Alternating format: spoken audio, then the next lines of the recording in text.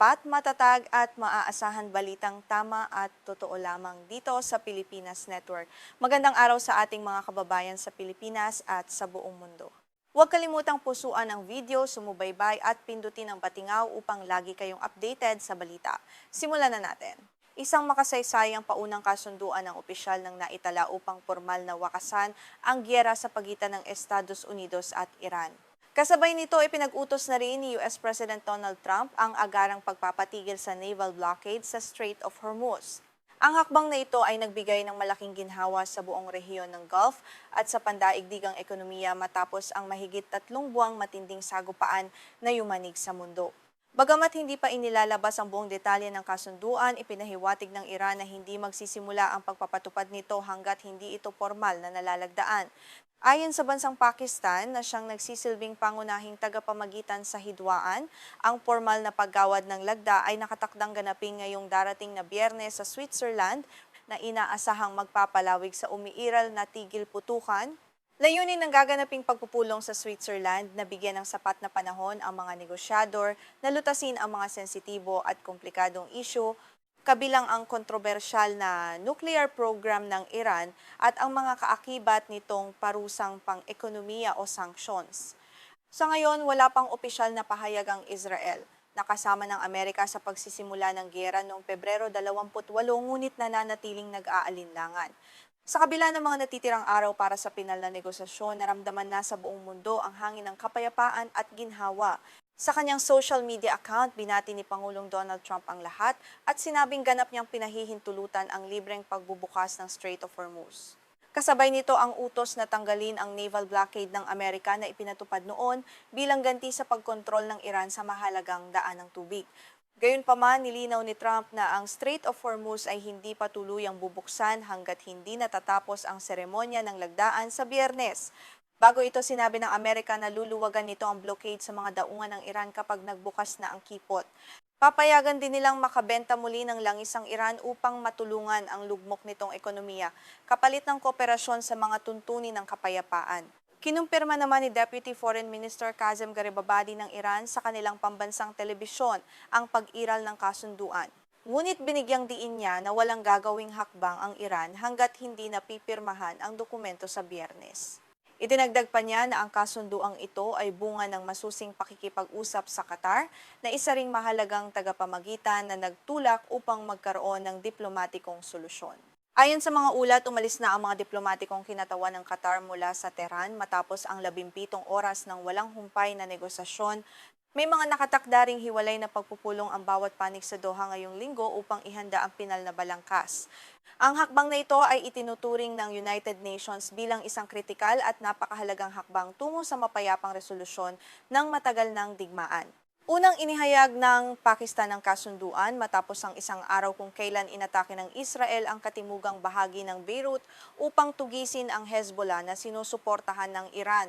Dahil dito, nagbabala ang Deputy Foreign Minister ng Iran na handa ang kanilang sandatahang lakas na magbigay ng matinding tugon sa anumang aksyon ng Israel na nagpapakita na nananatiling napakasela ng sitwasyon sa kabila ng negosasyon.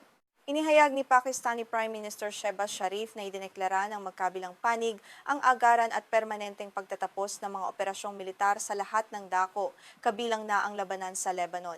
Sinabi niya na ang mga tagapamagitan ngayong linggo ay magpapadali sa mga pagpupulong upang ilatag ang pundasyon para sa mga teknikal na talakayan na siyang magiging gabay sa pangmatagalang kapayapaan sa rehiyon. Bagamat walang komento ang Israel na naunang pumuna sa kasunduan, nais ng Iran na isama sa tigil putukan ang Lebanon kung saan mas pinalalim pa ng Israel ang kanilang pag-atake. Sa kabilang banda, sinabi ng Supreme National Security Council ng Iran na ang giyera sa lahat ng larangan ay matatapos na simula ngayong gabi, habang ang blockade ng Amerika ay dapat ding tuluyang matapos ng buo nang walang anumang pagkaantala. Nanatiling hindi malinaw kung sino ang kakatawan sa Iran para lumagda sa kasunduan sa Biyernes. Sinabi naman ni US Vice President J.D. Vance sa Fox News na pinag-aaralan pa ng White House kung sino ang dadalo.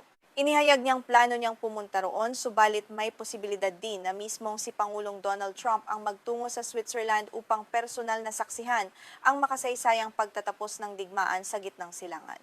Ayon sa mga opisyal ng Pakistan, ang mas malawak na negosasyon sa mga natitirang isyu tulad ng nuclear program ng Iran ay magpapatuloy sa susunod na 60 araw. Kung sakaling mabigo ang dalawang panig na maabot ang resolusyon sa loob ng panahong ito, maaari pang pahabain ang takdang oras.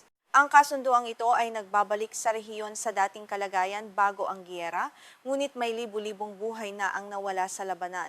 Dahil sa digmaan, nakakuha ang Iran ng bagong lakas sa negosasyon dahil sa kakayahan nitong kontrolin ang paglalayag sa Strait of Hormuz. Ang kipot na ito ay napakahalaga para sa transportasyon ng langis, natural gas at iba pang produkto tulad ng pataba. Ang pansamantalang pagsasara nito kamakailan ay nagdulot ng matinding pagkabahala at krisis sa pandaigdigang ekonomiya dahil sa pagtaas ng presyo ng mga bilihin sa merkado. Ayon sa mga eksperto sa enerhiya, aabutin pa ng ilang buwan bago muling dumaloy ng malaya ang supply ng langis at gas sa buong mundo. Kailangan pa kasing masiguro ng mga kumpanya ng barko at siguro na magiging matatag at pangmatagalan ng kasunduang ito. Sa kabila ng mga layunin ng Amerika at Israel nang simulan ang giyera noong Pebrero, nananatili pa rin ang lakas ng militar at ang missile program ng pamahalaan ng Iran. Matatandaang napatay sa simula ng giyera ang dating kataas-taasang pinuno ng Iran na si Ayatollah Ali Khamenei. Sa kasalukuyan, ang kanyang anak na ang humalili bilang bagong Supreme Leader, bagamat hindi pa ito nakikita sa publiko mula nang magsimula ang kaguluhan. Ang kanyang formal na pag-aproba ay lubhang kailangan upang maging balido ang pagpirma ng Iran sa kasunduan para sa kapayapaan ngayong darating na Biyernes. Bago ang anunsyo, nagkaroon ng matinding tensyon sa loob mismo ng pamahalaan ng Iran. Nagbabala ang administrasyon na ang kawalan ng pagkakaisa sa loob ng bansa ay magpapahina lamang sa kanilang posisyon sa negosasyon. Tahasang tinutulan ni Iranian President Masoud Pezeshkian ng mga bumabatikos sa parlamento na tinatawag na mga traidor ang sinumang nakikipag-usap para sa kapayapaan na nagpapakita ng lamat sa pamunuan. Sa kabilang banda, umani rin ng matinding kritisismo ang kasunduan mula sa mga kaalyado at kalaban ni Trump sa Republican Party. Ayon sa ilang kritiko, ang kasalukuyang kasunduan ay walang pinagkaiba sa pinasok na nuclear deal noong 2015 na pinawalang bisa mismo ni Trump noong kanyang unang termino. Para sa kanila, tila mas pabor pa ito sa Iran kaysa sa interes ng seguridad ng Estados Unidos. Kung babalikan ang kasaysayan ng hidwaan, naglunsad ang Iran ng mga pag-atake gamit ang mga missile at drone laban sa Israel at ilang bansa sa Gulf matapos magsimula ang giyera. Naabot ang isang maikling tigil putukan noong Abril, ngunit makalipas ang 10 araw ay ipinatupad ng militar ng Amerika ang blockade. Nabigo rin ang mga naunang face-to-face na pag-uusap ni na VP J.D. Vance at ng Speaker ng Parlamento ng Iran. Sa gitna ng mga negosasyon, pabago-bago ang pahayag ni Trump kung saan nagbanta siyang wawasakin ang infrastruktura ng Iran, ngunit pinuri rin ang profesionalismo ng kanilang pamahalaan habang papalapit ang midterm elections sa Amerika. Sa ngayon, ang pangunahing issue pa rin ay ang nuclear program ng Iran na may hawak na mahigit 440 kilo ng enriched uranium na napakalapit na sa antas na magagamit sa armas. Nananatiling matatag ang Iran sa pagsasabing para sa kapayapaan ang kanilang nuclear program at hindi pa sila nangangakong isusuko ang kanilang enriched uranium na nakabaon sa mga nasirang pasilidad. Habang papalapit ang Biyernes, umaasa ang buong mundo na ang kasunduang ito ay magiging simula ng tunay na kapayapaan sa gitnang silangan at tuluyang magwawakas sa isa sa pinakamapanganib na giyera sa modernong kasaysayan.